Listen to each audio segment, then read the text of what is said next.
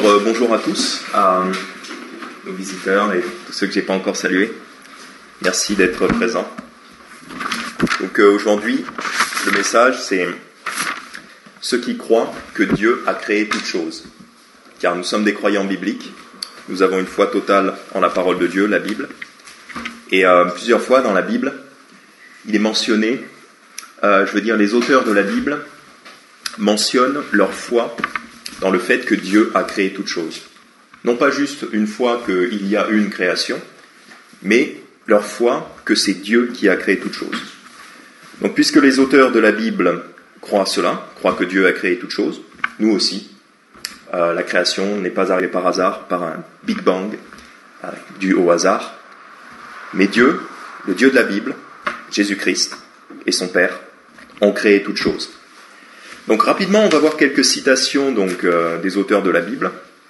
Vous n'êtes pas obligé d'y tourner, mais déjà premièrement, Jésus lui-même, en Marc 13, verset 19, dit, donc c'est à propos des tribulations de la fin des temps, il dit, « Car il y aura en ces jours-là une affliction, telle qu'il n'y en a point eu de semblable depuis le commencement de la création que Dieu a créée jusqu'à maintenant, et n'y en aura jamais plus. » Donc là, Jésus mentionne des afflictions à la fin des temps, des afflictions telles qu'il n'y en a pas eu depuis le commencement de la création que Dieu a créée jusqu'à maintenant. Donc en fait, il utilise le fait que Dieu a tout créé comme point de référence pour les afflictions, parce qu'on sait que dans l'histoire, il y a des afflictions, il y a des malheurs, des guerres, des gens qui souffrent, ça on le sait. Et donc Jésus, pour nous dire à quel point les tribulations de la fin des temps seront intenses, il les compare avec tout ce qui s'est produit depuis le début de la création que Dieu a créé. Donc il mentionne le fait que c'est Dieu qui a créé la création. Donc à partir de cette citation de Jésus, nous allons voir justement que le fait que Dieu a créé toutes choses, ça doit aussi nous aider à traverser des afflictions que nous-mêmes nous traversons dans la vie, parce qu'à la fin des temps, il y aura des afflictions très dures. Mais dans toutes les époques, il y a des afflictions. Donc nous allons voir en quoi le fait que Dieu a créé toutes choses nous aide à traverser ces afflictions, les souffrances, les maladies, les persécutions. Ensuite, on a Jean, l'apôtre Jean. Donc au chapitre 1 de Jean, chapitre 1, versets 1 à 3. Donc, je cite, « Au commencement était la parole, et la parole était avec Dieu. Et la parole était Dieu. Elle était au commencement avec Dieu. Toutes choses ont été faites par elle, et rien de ce qui a été fait n'a été fait sans elle. » Et ensuite, au verset 14, on apprend que la parole, c'est Jésus-Christ. Donc là, Jean, lui aussi, nous montre bien qu'il croit que Dieu a créé toutes choses, puisqu'il le dit de façon très, très claire et directe dès le début de son évangile. Directe référence à la création de Dieu, à la création donc de toutes choses par Dieu, par Jésus-Christ, qui est la parole de Dieu. Et ça, cette référence au fait que Dieu a créé toutes choses, une référence très claire au début de l'évangile de Jean, ça légitime la position de Dieu en tant que Dieu tout-puissant, créateur et propriétaire de la terre, ayant autorité sur toute sa création. Donc on va voir ce que ça implique sur le monde, sur les vies des hommes en général et sur nos vies à nous. Ensuite, une troisième citation, donc une citation donc, de Paul, qui lui aussi croyait que Dieu a créé toutes choses. En Romains chapitre 1, verset 20, donc c'est Paul qui nous écrit, et donc c'est Dieu, à travers Paul, qui nous écrit. « Car depuis la création du monde, les choses invisibles de Dieu sont clairement vues, étant comprises par les choses qui sont faites, c'est-à-dire nous, même sa puissance éternelle et sa divinité, de sorte qu'ils sont inexcusables. » Donc là, on voit que l'apôtre Paul fait référence à la création du monde.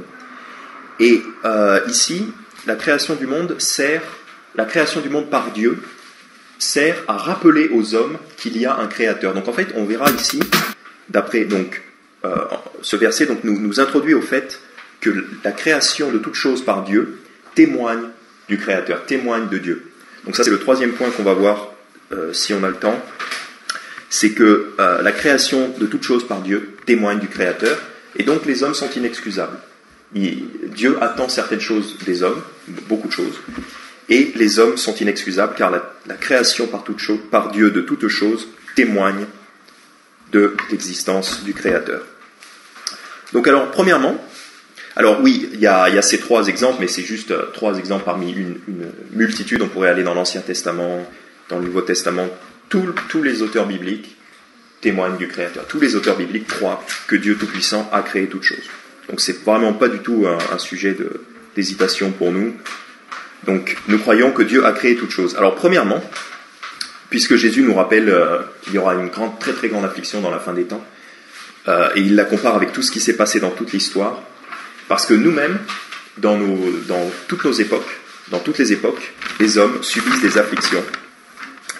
Et donc nous allons voir que le fait que Dieu a créé toutes choses nous aidera à traverser ces afflictions et à avoir l'espoir, parce que le fait que Dieu a créé toutes choses nous permet aussi d'avoir l'espoir de la résurrection et du renouvellement, du renouveau.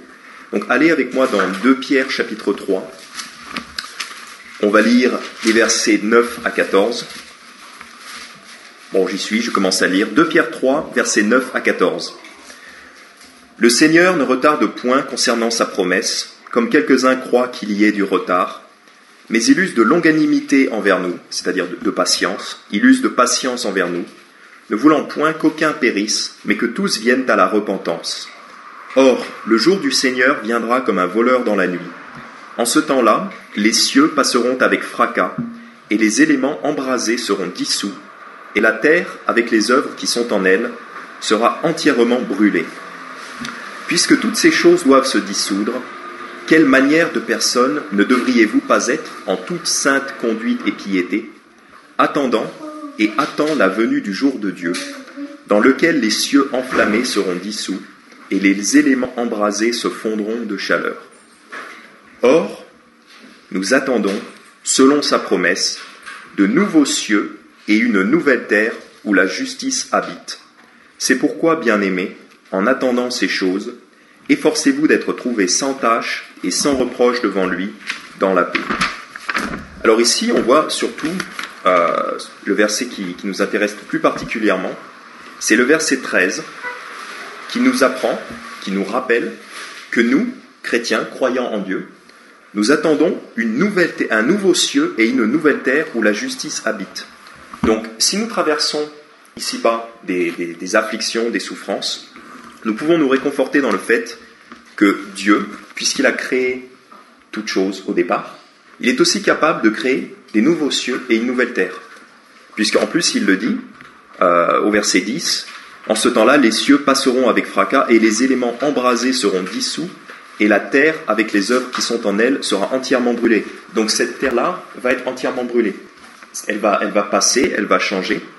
Mais le Seigneur nous dit qu'au verset 13, il va créer un nouveau ciel et une nouvelle terre. Donc nous pouvons avoir l'espoir que Dieu est capable de créer un monde renouvelé. Et on doit, de cette promesse de Dieu, on doit tirer un espoir pour nous aider à traverser les souffrances qui viennent ici, qui nous viennent ici-bas. Et au verset 14, il nous dit, c'est pourquoi, bien-aimés, en attendant ces choses, donc on attend ces choses avec patience, efforcez-vous d'être trouvés sans tache et sans reproche devant lui dans la paix. Donc ça, c'est quelque chose qu'on verra aussi, oui, on devrait avoir le temps, on verra aussi, c'est que, puisqu'on a cette attente d'un renouveau, il faut agir en tant que tel, donc il faut laisser les choses du monde et penser au monde d'après qui va venir. Aussi, puisque Dieu a promis de créer des nouveaux cieux et une nouvelle terre, donc d'abord il ne faut pas désespérer les souffrances ou du triste état de la planète. Donc souvent, dans le monde moderne, les gens se font beaucoup de soucis à propos de l'environnement, de la pollution, tout ça. C'est sûr qu'il ne faut pas tout casser, il ne faut pas tout polluer, c'est mauvais de tout polluer, puisque c'est la création de Dieu. On ne veut pas détruire ce que Dieu a créé, les belles choses que Dieu a créées. Mais ce n'est pas la peine pour nous de désespérer de cet état de fait, parce qu'il va créer un nouveau ciel et une nouvelle terre. Il est capable de tout renouveler. Donc ne soyons pas trop pris dans ces inquiétudes-là, dans ce genre de soucis-là. C'est vrai que c'est dommage si la forêt est complètement coupée, si tous les animaux sont tués, c'est dommage, mais c'est pas à nous de nous soucier de ces choses. Voilà, ça ne doit pas être un souci qui va peser sur nous. Concernant les souffrances que nous traversons, allons ensemble à Romains chapitre 8, et lisons les versets 18 à 23. Romains 8, versets 18 à 23.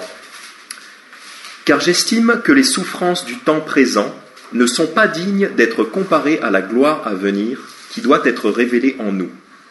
En effet, la création attend, avec un ardent désir, que les fils de Dieu soient manifestés. Car ce n'est pas volontairement que la création est assujettie à la vanité, mais c'est à cause de celui qui l'y a assujettie, dans l'espérance qu'elle sera aussi délivrée de la servitude de la corruption, pour être dans la liberté glorieuse des enfants de Dieu. Car nous savons que, jusqu'à présent, toute la création soupire et souffre les douleurs de l'enfantement.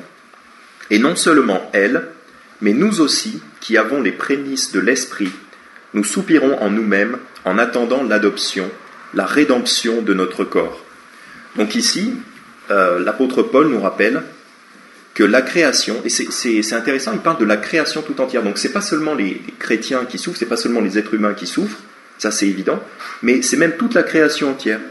Au verset 22, « Car nous savons que jusqu'à présent, toute la création soupire et souffre les douleurs de l'enfantement. » À chaque fois que je lis ça, je pense à tous les animaux qui s'entretuent, le lion qui dévore la gazelle, c'est violent, les animaux ne meurent jamais de mort paisible dans la nature. Parce qu'un animal qui devient vieux et fatigué est forcément attaqué par un prédateur, ou alors il meurt d'une maladie qui fait mal, qui est terrible. Donc même toute la création souffre tout le temps. Bon, c'est des animaux, donc il n'y a pas...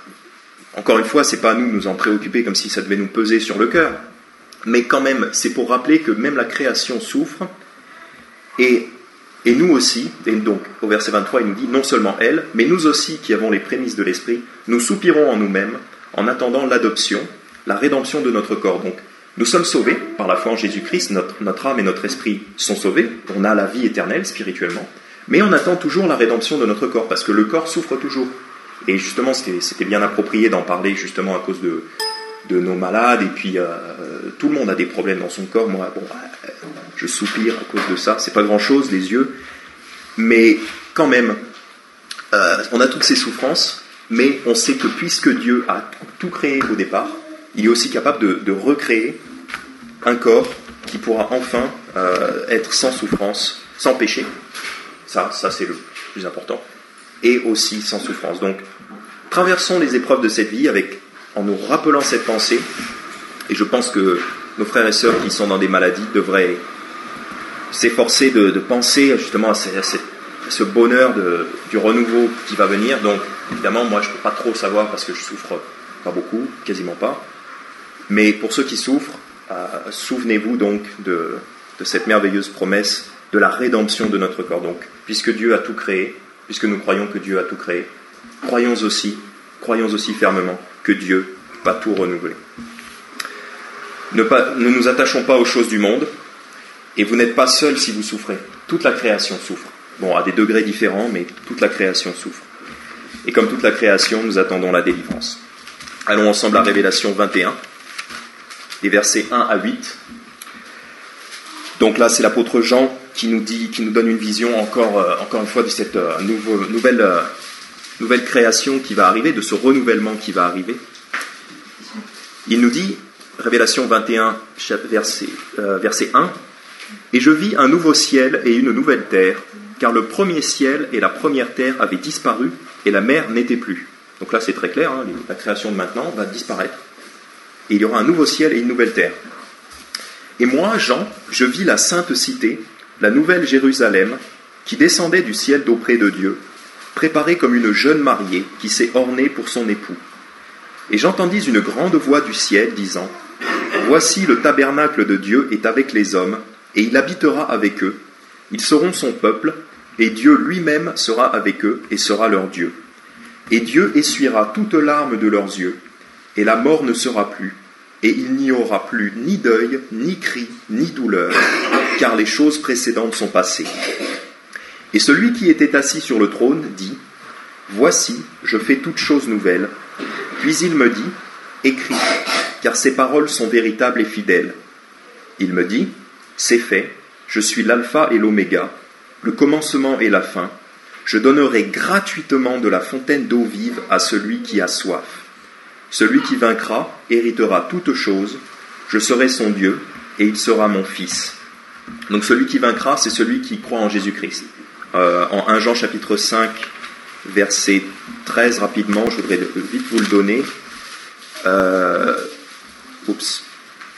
C'est verset 5. 1 Jean chapitre 5, verset 5. « Qui est celui qui surmonte le monde, sinon celui qui croit que Jésus est le Fils de Dieu ?» Donc en fait, c'est ça, vaincre, c'est surmonter le monde, c'est croire que Jésus est le Fils de Dieu. Pourquoi ? Parce que le monde entier veut vous empêcher de croire que Jésus est le Fils de Dieu. Toutes les religions, les musulmans, Allah n'a pas de fils sans arrêt. Les catholiques, ils pervertissent l'évangile, ils ont des idoles et tout ça. Bon, tout le monde entier veut vous empêcher de placer votre foi en Jésus-Christ. C'est pour ça qu'en Révélation 21, verset 7, celui qui vaincra, c'est pas celui qui est un bon chrétien, c'est pas celui qui fait des bonnes œuvres. Voilà. Celui qui vaincra, c'est celui qui croit en Jésus-Christ. Parce que tout le monde veut vous empêcher d'y croire, en le ridiculisant, avec l'école publique qui veut nous le ridiculiser, tout ça. Tout le monde veut vous empêcher d'y croire. Donc quand vous croyez en Jésus-Christ, vous avez vaincu le monde. Donc celui qui vaincra, celui qui aura cru en Jésus-Christ, celui qui vaincra, héritera toutes choses, je serai son Dieu, et il sera mon fils. Donc là, c'est nous, les croyants. Donc Dieu est notre Dieu, Dieu est notre Père. Et il y a l'avertissement donc, pour tous ceux qui ne sont pas sauvés, qui sont donc dans la liste qui nous est donnée au verset 8, mais les peureux, et les incrédules, et les abominables, et les meurtriers, et les prostituées, et les sorciers, et les idolâtres, et tous les menteurs auront leur part dans le lac qui brûle avec du feu et du soufre, ce qui est la seconde mort. Donc il y a deux types de personnes. Il y a ceux qui croient en Jésus-Christ, à qui les péchés ne sont plus imputés. Donc ces gens-là, leurs péchés ont été complètement effacés, oubliés, pardonnés. Et il y a ceux qui sont dans la liste au verset 8, donc les gens pour qui les péchés n'ont pas été pardonnés, qui n'ont pas mis leur foi en Jésus-Christ. Mais pour nous, les croyants qui croyons l'évangile de Jésus-Christ, nous croyons aussi que Dieu a créé toutes choses. Donc, nous croyons aussi, puisque là c'est mentionné au verset 1, qu'il y aura une nouvelle terre et un nouveau ciel. Et aussi au verset 4, ça c'est très encourageant pour tous ceux qui passent à travers les souffrances maintenant. Et nous allons tous passer à travers des souffrances à différents degrés, mais on passera tous par des souffrances. Verset 4, « Dieu essuiera toutes larmes de leurs yeux, et la mort ne sera plus, et il n'y aura plus ni deuil, ni cri, ni douleur, car les choses précédentes sont passées. » Donc, souvenons-nous de ces choses-là à travers les souffrances, que ça puisse nous aider à, justement, par la foi, à regarder ce nouveau ciel, à voir ce nouveau ciel et cette nouvelle terre qui vont arriver, qui sont promis, comme d'ailleurs il était mentionné en 2 Pierre chapitre 3 qu'on a vu précédemment. Souvenons-nous de ces choses-là et prenons courage, justement, dans les souffrances. Et encore pour appuyer donc le fait qu'il ne faut pas s'attacher aux choses d'ici-bas, Psaume 104, commençons au verset 25. Donc c'est le psalmiste qui admire la création de Dieu. Il dit « Et cette grande et vaste mer, là sont des animaux sans nombre, gros et petits. Là se promènent les navires, et ce Léviathan que tu as formé pour s'y jouer. Tous, ils s'attendent à toi, pour que tu leur donnes leur nourriture en son temps. » Donc tous les poissons aussi, ils attendent Dieu pour être nourris, parce que sinon c'est la bataille pour la survie. Dans la mer, c'est horrible aussi ce qui se passe dans la mer, si on y pense. Les poissons, ils passent leur vie à se poursuivre et à se faire manger les uns les autres. Ça, c'est la création qui souffre les douleurs de l'enfantement, quand on y pense. La mer est remplie de tueries. Bon, c'est des animaux, mais c'est toujours la mort. Verset 28, « Tu la leur donnes, et ils la recueillent. Tu ouvres ta main, et ils sont rassasiés de bien. » Donc pareil pour nous, on devrait attendre notre subsistance de la main de Dieu, toujours. Espérer en lui pour qu'il nous donne notre pain quotidien. Verset 29, donc c'est surtout ça qui nous intéresse, 29 et 30. « Caches-tu ta face? Ils sont éperdus. Retires-tu leur souffle? Ils expirent et retournent en leur poussière. Envoies-tu ton esprit? Ils sont créés et tu renouvelles la face de la terre. » Donc j'aime bien ça parce que ça nous parle, surtout le verset 30, ça nous parle du fait que en fait, Dieu peut faire ce qu'il veut, donc il envoie son esprit, ils sont créés, et tu renouvelles la face de la terre. Voilà ce que Dieu va faire dans le nouveau ciel et la nouvelle terre. Il va simplement envoyer son esprit, donc bon, souffler, ou je sais pas, mais en tout cas, il va envoyer son esprit, et toutes les baleines, tous les poissons vont être créés. Donc, encore une fois, on n'a pas à se dire « Ah, on chasse toutes les baleines, il n'y a plus de baleines, c'est terrible ». C'est sûr, il ne faut pas tuer tous les animaux, ça rime à rien d'exterminer des espèces animales. Mais ce n'est pas notre rôle à nous, chrétiens, de s'inquiéter de ces choses-là, d'être impliqués dans des combats écologistes, de faire des efforts pour sauver les baleines et tout ça. Oui, bon, c'est triste si toutes les baleines meurent, c'est idiot de toutes les tuer. Mais Dieu, on sait qu'il va envoyer son esprit, il peut envoyer son esprit et renouveler la face de la terre. Et souvent, je pense à ça parce que j'aime beaucoup la création, la nature, j'aime beaucoup regarder ces choses-là, et on devrait aimer ces choses-là, parce que c'est les belles choses que Dieu a créées, ça rend témoignage de Dieu. Et quand j'étais en Guyane, il y avait cette magnifique forêt que je contemplais souvent, et je me disais, waouh, j'adore être ici, je contemple ça et tout ça, et je resterai bien là toute ma vie à contempler les arbres, les fleurs, les oiseaux, les papillons. Mais d'un autre côté, je voyais que les agriculteurs, ils coupaient la forêt à un rythme effréné. Et année après année, je suis resté 2 ans et demi là-bas, année après année, il y en avait de moins en moins, ça coupait très très vite. Et je me désespérais, je me disais, ah, ça sert à rien, la forêt est détruite, à quoi bon rester là, puisque dans 10 ans, il n'y aura plus rien. Et en fait, à la limite, tant mieux, parce que si je m'étais... Le truc, c'est que voilà, si on s'attache trop à ces choses-là, on ne sert pas Dieu, parce que dans ce village où je vivais, au milieu de la forêt, oui, j'avais du bon temps, j'admirais toutes ces belles choses, mais je ne servais pas Dieu. Donc, la forêt était détruite, c'était triste pour moi, mais je me rappelais, je me disais, oui, bon, ok, mais Dieu va renouveler ça, et ce sera plus beau, encore plus beau, il y aura des choses, il n'y aura pas de souffrance, ce sera encore plus beau. Donc, il faut que j'arrête de me soucier de ces choses-là, et je bouge et je fais servir Dieu. Parce que Dieu est capable de tout renouveler. Pareil pour nous, donc c'est bien d'admirer la création, hein, si on veut visiter des parcs, faire des promenades dans la nature, tout ça, c'est très très bon. Et très très bonne activité, mais voilà, ne désespérons pas. Ne mettons pas notre cœur avec les choses du monde, y compris les choses de la belle création de Dieu. Ne mettons pas notre cœur dans ces choses-là, car nous savons que de toute façon, ces choses-là vont être renouvelées. Donc oui, c'est triste que la forêt amazonienne soit coupée très très vite comme ça à destruction. Mais on sait que ça va être renouvelé. Donc, concentrons-nous sur les choses de Dieu.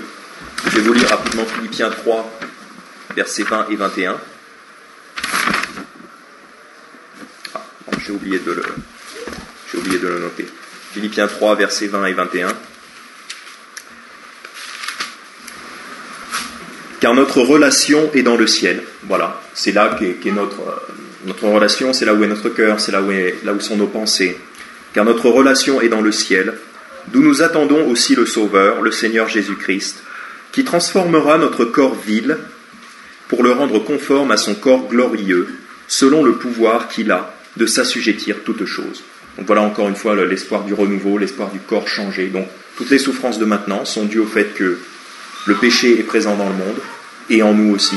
Le corps subit les affres du péché, même si notre esprit et notre âme sont sauvés, sont considérés sans péché par Dieu, quand nous avons cru en Jésus-Christ. Notre corps subit toujours les affres du péché. Mais Dieu transformera notre corps vil pour le rendre conforme à son corps glorieux, selon le pouvoir qu'il a de s'assujettir toutes choses. Donc Dieu transformera toute la création. Voilà. Ayons l'espoir de la résurrection, puisque nous croyons que Dieu a créé toutes choses, croyons aussi que Dieu renouvellera toutes choses. Donc il me reste en principe 5 minutes, donc je vais rapidement faire une deuxième partie en assez résumé. Donc oui, résumer ma deuxième partie. Puisqu'on a vu qu'en Jean chapitre 1, versets 1 à 3, donc l'apôtre Jean nous rappelle donc que Jésus-Christ, que Dieu a créé toutes choses. Ça, c'est aussi pour appuyer l'autorité de Dieu sur sa création. Allons ensemble au psaume 24. Donc, puisque Dieu est le créateur, l'illustre créateur de toutes choses, il a aussi une autorité et une propriété. Il est propriétaire de sa création. Et on va voir ce que ça implique pour nous. Propriétaire, ça veut dire qu'il possède la création, c'est à lui, ça lui appartient, c'est sa chose à lui. Psaume 24, versets 1 et 2. Psaume de David.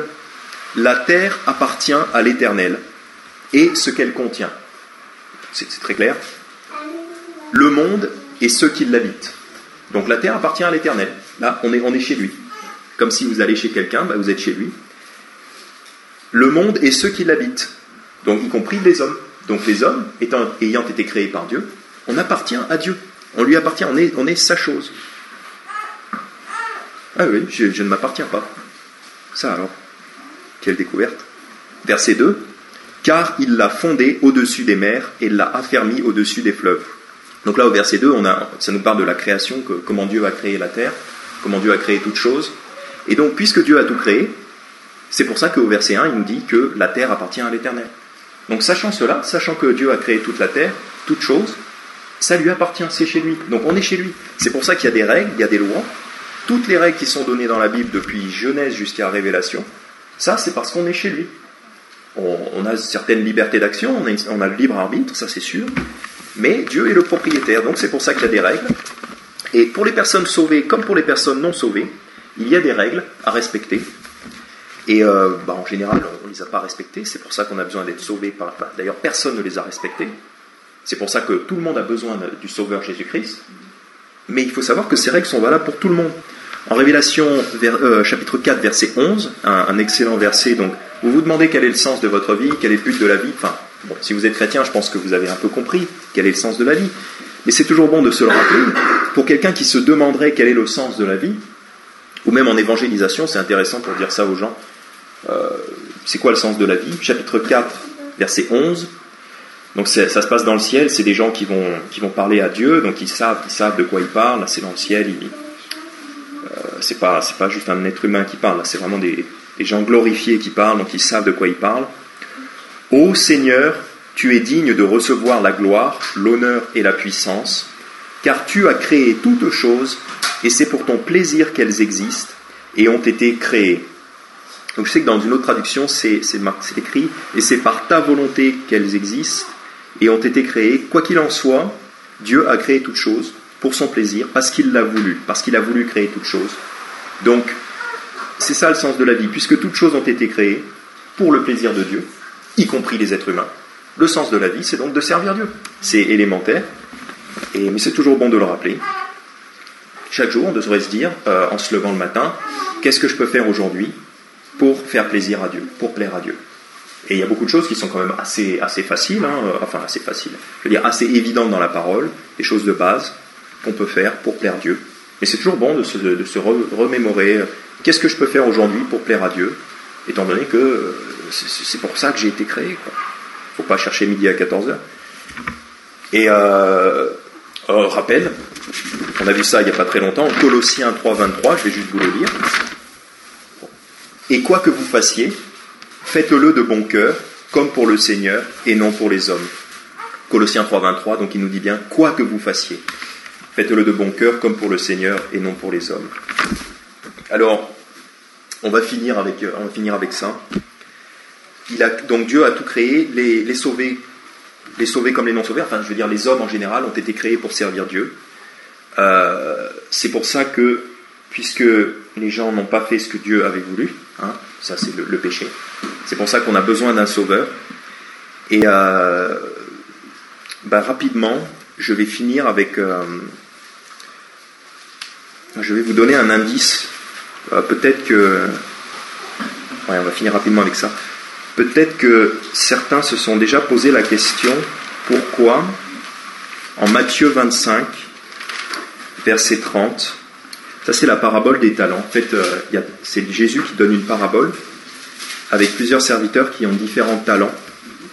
Et il y en a, alors celui qui a reçu 5 talents, il produit 5 autres talents. Le Seigneur lui dit, cela est bien, bon et fidèle serviteur, tu as été fidèle en peu de choses, je t'établirai sur beaucoup, entre dans la joie de ton Seigneur.